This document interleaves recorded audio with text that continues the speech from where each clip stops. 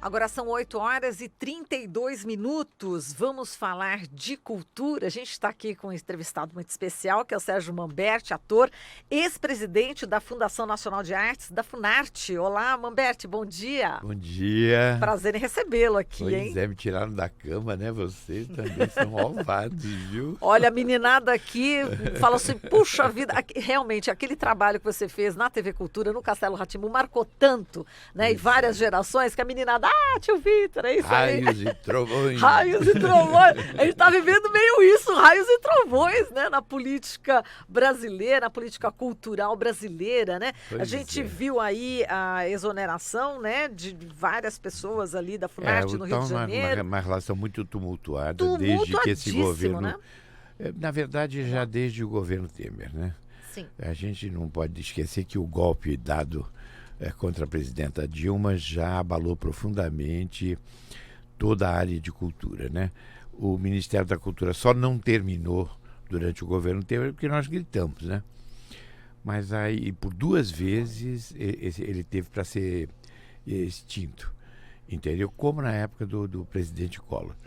O que é uma tragédia, né? Porque a gente sabe que cultura é identidade, né? Um país, quando a gente fala de cultura, a gente está falando sobre uma imagem muito importante, que é a imagem dessa pluralidade da diversidade cultural brasileira, né? E o trabalho que eu trabalhei 12 anos no Ministério da Cultura de Lula e Dilma, onde nós fizemos um trabalho muito próximo da sociedade, com grande participação social e com grandes avanços, não só do ponto de vista dos recursos, mas também das políticas públicas que foram implementadas. Eu fui, durante esse período, eu fiquei quase 12 anos afastado da minha atividade como artista, mas eu tive uma honra imensa de participar desses 2 governos. Como no Ministério da Cultura, fui ministro algumas vezes, substituindo os ministros que estavam lá à frente da pasta. Mas eu fui primeiro secretário de Música e Artes Cênicas, mas aí nós fizemos a reestruturação do Ministério. Eu fui o primeiro secretário da Identidade e da Diversidade Cultural do mundo, já seguindo o que era preconizado pela Unesco, através da Convenção sobre a Promoção e a Proteção da Diversidade Cultural, né? Que é uma convenção importantíssima, nós somos signatários, portanto temos obrigações com ela, temos benefícios também, mas muitas obrigações que não estão sendo cumpridas. E principalmente da participação social, né? Vídeo que está acontecendo aí por esses dias, né? Recentemente, a Ministério da Cultura sendo assomado aí, não é nem o Ministério, mas é Secretaria de Cultura, né? Mas de qualquer maneira, fui presidente da Funarte durante 3 anos, onde eu fiz um trabalho muito, muito importante. Além de fazer todo um trabalho de reestruturação da Funarte, eu criei a Funarte itinerante. Ficamos uma semana no Nordeste, atendendo todas as demandas da região Nordeste. Depois fomos para a região Norte, fomos para a região Centro-Oeste. A gente só não foi para a região Sudeste, porque a região Sudeste já estava muito bem, vamos dizer, alimentada através da nossa regional aqui. A gente já estava fazendo esses encontros no sentido de solicitação da região Sul-Sudeste, entendeu? Sim. Mas foram momentos, nós triplicamos nessa época, sob o ministro Arajuca Ferreira, triplicamos o orçamento da Funarte, e eu reformei e inaugurei várias salas, né? Então, tem um conjunto de salas em Belo Horizonte que foram inauguradas, que fazem parte do equipamento cultural da Funarte, salas de teatro, espaços de reunião, de ensaios, muito, muito bonito. São 5 salas muito importantes. Aqui em São Paulo também, eu inaugurei no Complexo Cultural da Barra Funda aqui também todas as salas que tinham acabado de ser reformadas ainda na gestão do Graça e do Celso Frateschi. O Teatro Dulcina, no Rio de Janeiro, que estava em reforma. Na verdade, a reforma foi durante o meu período. O Antônio Graça inaugurou logo no segundo mês da nova gestão, porque ele já tinha sido presidente antes. Em suma, foi um momento áureo da cultura brasileira e que, de repente, a gente está tendo que enfrentar. Eu diria que não é nenhuma um retrocesso, é uma regressão, porque a gente está voltando para períodos anteriores. Quase é anti-histórica essa mudança no Ministério da Cultura, mas principalmente com relação às conquistas sobre liberdade de expressão. A gente está vendo aí esse senhor que assumiu a Funarte recentemente, na Funarte, o cargo de secretário de Artes Cênicas, falou vamos dizer, de censura de conteúdo, né? Falou que ele iria fazer uma revolução na Funarte e tal. E a partir do conteúdo, ou seja, censura. E a Caixa Econômica também está repetindo a dose aí, né? Exato, a Caixa criou um sistema de censura prévia, né, para projetos de seus centros culturais. Parece que existe aí uma perseguição, né? Eles inclusive criaram um processo, né, chamado Histórico do Artista nas redes sociais e na internet. Ou seja, para saber como é que esse artista pensa. A gente está na mira de uma censura cruel, porque agora a gente vai ter que controlar o que a gente fala. De repente eles estão lá anotando o que a gente está conversando aqui, né? Possivelmente nós sejamos altamente subversivos por sermos cidadãos, né? Mas nesse caso o presidente Jair Bolsonaro disse que não é censura o que ele faz, mas na verdade uma defesa dos valores cristãos. A gente tem aí a instituição, a seu ver, Mamberti, de uma censura de Cristo? Coitado do Cristo, leva cada culpa em nome de Cristo se faz tanta coisa, né? Até Inquisição, né? Exato. Não, olha, presidente Bolsonaro, nós somos cidadãos brasileiros, nós temos liberdade, a nossa Constituição cidadã de 88 nos garante a possibilidade de a gente se expressar livremente, e o Estado brasileiro é laico, entendeu? Então, se o senhor quiser defender os valores cristãos, eu acho que o senhor pode até falar sobre isso, mas o senhor não pode, vamos dizer, imprimir esse cunho, vamos dizer, o nosso Estado, ele é muito plural com relação à questão da liberdade religiosa. Existem outros credos aqui no Brasil, né? E todos são respeitados, entendeu? Não tenho nenhum problema que os valores cristãos sejam valorizados, mas eu acho que nós temos que também valorizar essa pluralidade de credos que existem no Brasil, né? E o direito de cada um se expressar e de agir livremente, entendeu? Então, se são valores morais ou valores, certamente isso está implícito na cidadania, né?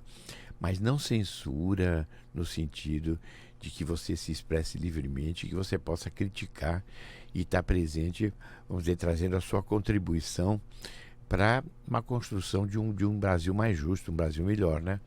Então, acredito profundamente que a nossa Constituição de 88 é muito clara sobre isso. Não precisamos nem nós ficarmos aqui defendendo isso, porque isso está expresso na Constituição. Então, eu acho que a gente imprimir censura nesse aspecto, eu acho complicado. Eu acho que aí... eu acho que a justiça brasileira tem que se manifestar, e certamente nós artistas não podemos nos calar, né? A manifestação ontem em homenagem a Fernanda Montenegro no Teatro Municipal de São Paulo, pelos 90 anos de vida dela, uma grande amiga, uma querida, não só a gente até se chama de prima porque nós temos uma origem italiana na Sardenha. A gente se chama de primos. Conheço Fernanda há mais de 50 anos, e ela acabou de lançar agora o livro dela, autobiográfico, né? Ontem. Infelizmente eu tive um problema de família, não pude estar presente, né? Problema de internação no hospitalar, eu não pude estar presente na homenagem. Mas foi uma coisa maravilhosa, eu fiquei sabendo de tudo, ela foi muito aplaudida, os artistas todos lá foram prestigiá-la, né? Aqui no Teatro Municipal. Eu fiquei tão emocionado, porque fiquei muito triste com o que foi, aconteceu, né? o que aconteceu recentemente com ela. Posso só relembrar para o ouvinte, telespectador? Porque vamos falar sobre isso, mas eu fico...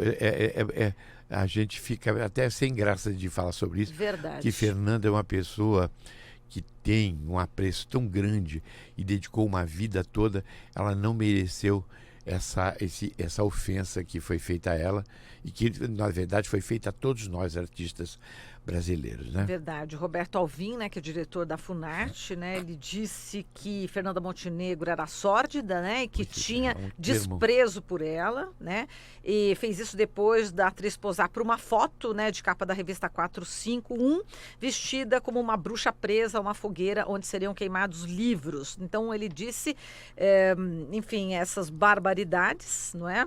E a Fernanda Montenegro, obviamente sem citá-lo, né, ontem ela disse que realmente acabou sendo uma resistência nesse livro e sistema nenhum vai nos calar. Acho que essa frase é muito importante e forte, muito, né? Muito importante e forte. Fernanda é uma mulher que ela já tinha falado no Faustão sobre a questão da Lei Rouanet, que foi demonizada também e foi muito atacada também nas redes, né? Mas ela não deixa de falar, entendeu? Ela não deixa de se manifestar e de uma forma muito isenta do ponto de vista, ela não assume nenhum viés partidário. Na verdade, o que ela defende fundamentalmente é que a verdade que a verdade esteja presente, que seja respeitada, né? Então ela muito mais a manifestação dela é uma manifestação sempre de esclarecimento, mas de uma defesa veemente, vamos dizer, da liberdade de expressão, entendeu? Que é a nossa luta, né? Artista é libertário por natureza, né? E nós, particularmente no teatro, que a gente está em contato direto com o público, a gente tem essa missão. Durante o período da ditadura de 64, os artistas de teatro tiveram uma posição de vanguarda, inclusive tendo a sua vida muitas vezes ameaçada e tudo, mas não deixaram de se manifestar, né? Desde Cacilda Becker, todos os artistas, Paulo Altranto, Ana Carreiro, mas aí também nós tivemos junto conosco, assim, valentemente os estudantes, né? E todo a área de educação, os professores universitários, os professores secundários, entendeu? Toda a área do ensino, também da educação, também nos acompanha nesse rito de liberdade, né?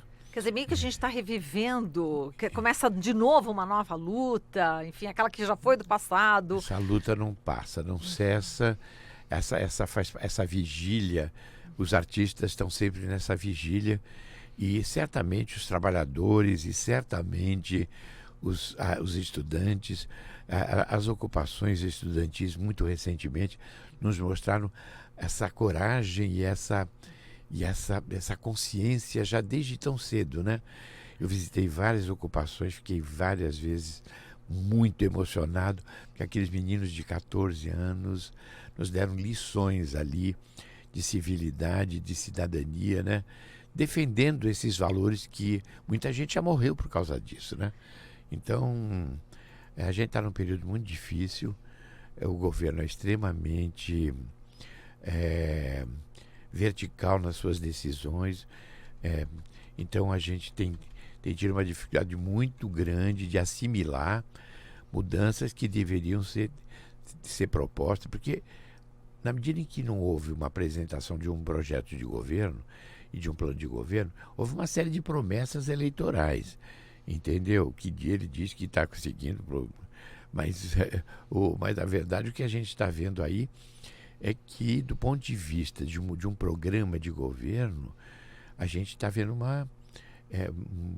um conjunto de medidas que afetam profundamente a vida da população, entendeu?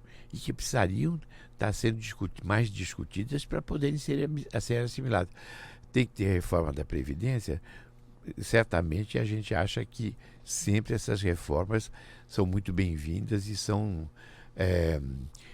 desde que sejam consensuadas e que venham para melhorar e não para piorar, né? Não é o que está acontecendo exatamente, né? Exatamente. Eu tô vendo que ele está querendo acabar com estabilidade. Eu vi no jornal hoje, falei, estabilidade.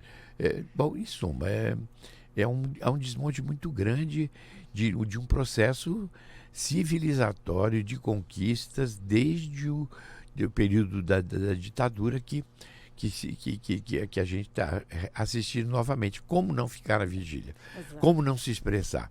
Eu estou com 80 anos. Fernanda vai fazer 90 agora, dia 16, né? E então a gente não pode abrir mão de uma luta de vida, né? Eu vou estar lançando meu livro também no começo do ano que vem. Opa, fala um pouquinho desse livro. Também é a mesma coisa palhinha. que a Fernanda. Eu me debrucei um pouco sobre a minha carreira, a minha vivência nesse Brasil tão querido, né? E principalmente nos palcos brasileiros. E então, para contar um pouquinho dessa história, mas também para reacender esse espírito libertário que tem em nós que somos atores de teatro, porque certamente não estou me colocando numa posição melhor do que as outras linguagens artísticas e tudo, mas é que o teatro ele tem esse papel de lidar diretamente com o público, né? Nós do teatro, do circo, nós temos essa missão de estar ali naquele contato cotidiano, nessa proximidade, né? Então, e mesmo através da televisão também, né? Embora não seja um contato tão direto assim do ponto de vista físico, mas também forte, se você vê o que o Rá-Tim-Bum significou em termos de formação Vitor. de gerações, né? Não é? É maravilhoso. A TV Cultura, aliás, foi assaltada, você estava me contando, foi né? assaltada neste domingo, né? Os funcionários foram feitos reféns, explodiram ali a agência do posto ali do Banco do Brasil dentro da TV Cultura aqui de São Paulo. Quer dizer, uma situação bastante complicada, bastante difícil, né, para os funcionários que estavam ali no fim de semana, né, trabalhando, e caótica a situação, né, da segurança pública também, né? Falando nisso. Muito difícil porque ontem eu cheguei, cheguei em casa mais ou menos tarde, cheguei umas 11 e pouco, e uns amigos foram me deixar na porta de casa, aqui pertinho, na Rua dos Ingleses. E de repente um garoto ali rondando a rua estava deserta. A gente deu uma volta, deu 2 voltas, eu fiquei com medo de descer e entrar em casa, entendeu? Entendi. Então, isso aí é um caminho, eu sempre fiz esse caminho com muita tranquilidade, com muita calma. De repente você ter que ficar dando volta para poder entrar em casa às 11h30 da noite, uma rua iluminada. Tudo bem que a rua estava vazia, era domingo à noite, né? Todo mundo já estava se preparando para segunda-feira, mas eu fiquei com medo, fiquei assustado ali. Então a gente está... a insegurança é muito grande. Então, certamente, claro que a questão da segurança ela passa por uma série de... são várias políticas públicas que a gente tem que abordar aí, desde a área de educação, políticas públicas que criem uma proteção para o cidadão, certamente são importantes. Mas o que a gente vê no Rio de Janeiro, por exemplo, é o contrário, né? É uma política de extermínio ali, quantas crianças morrendo, em nome dessa segurança está se matando inocentes, né? Então, está tudo um pouco fora do lugar, né? Verdade. Como fora da ordem fora mundial. Fora da ordem, como diz o exatamente, algo fora da ordem mundial. Bom, a gente agradece aqui a sua presença, querido. Muito obrigado. Muitíssimo obrigada, Manberti, a gente que está aqui no Espaço Cultural Lélia Abramo, né? Certamente, eu vim nessa inauguração aqui desse espaço. Não é? Então, certamente. também é uma emoção e uma Não, e a lembrança TVT, forte. para mim, sempre é um espaço de libertário para a gente poder também trazer nossas inquietudes e também divulgar os nossos trabalhos, entendeu? Eu vou estar fazendo um espetáculo que estreia dia 21 de novembro no Teatro Sesc Santo Amaro, que chama-se O Ovo de Ouro, e trata eu com o Leonardo Bijorinho, um elenco maravilhoso. Vamos estrear no dia 21 de novembro no Teatro Sesc Santo Amaro, Que maravilha. falando sobre também toda a questão do Holocausto, que foi durante o período de grande repressão, né, do nazismo na Alemanha, né? Perfeito. Você volta aqui depois, no período, para falar da peça? Claro, com o maior Combinado? prazer, combinadíssimo. Ah, então tá bom. Mas queria desde já dizer que é um prazer enorme sempre estar aqui na TVT e sempre que vocês precisarem, a gente comungar um pouco das nossas ansiedades e também das nossas alegrias aqui através da TVT, né? E das ondas da Rádio Brasil Atual também, Da FM. Brasil Atual, Isso. certamente. Estamos aqui tudo numa coisa só, internet, televisão, rádio, tudo uma mistura. É isso, a gente precisa de uma comunicação Isso, unida, né? unida. Porque a comunicação grande, aí a grande mídia, a gente está preocupado também com relação à seleção que está sendo feita aí. Muita coisa Essa manipulação, né? muito manipulada, né? Mas faz parte da nossa luta. É isso aí. Vamos continuar a luta então, Mamberti. Muito obrigada. Um super beijo para você. Obrigado, Fernanda Montenegro. Muito obrigado a você por você existir. Você simboliza a nossa luta. É isso aí, Fernanda. Vamos lá. Falamos aqui com o Sérgio Mamberti, ator e ex-presidente da Funarte.